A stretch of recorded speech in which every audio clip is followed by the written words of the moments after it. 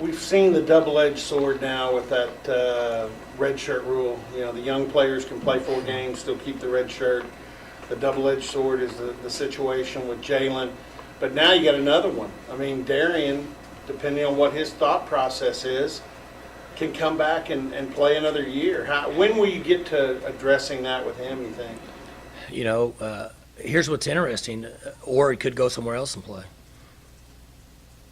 And so that's what you're faced as a coach and trying to balance your numbers, your 85 scholarships and your 25 initials, which I am not really excited about right now based on the new policies that are in place and the way that we're handling the numbers at this point.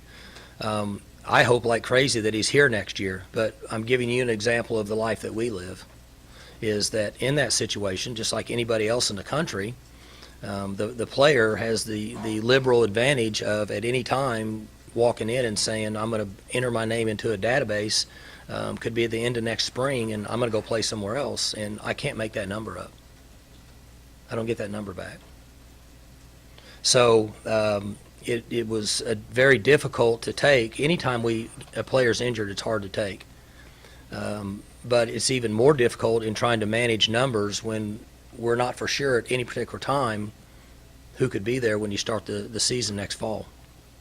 Robert asked you a question on the call this morning about using the redshirt rule, getting some special teams or some freshmen in on special teams. It sounds like you don't have much interest in. I didn't know anybody listened to those calls.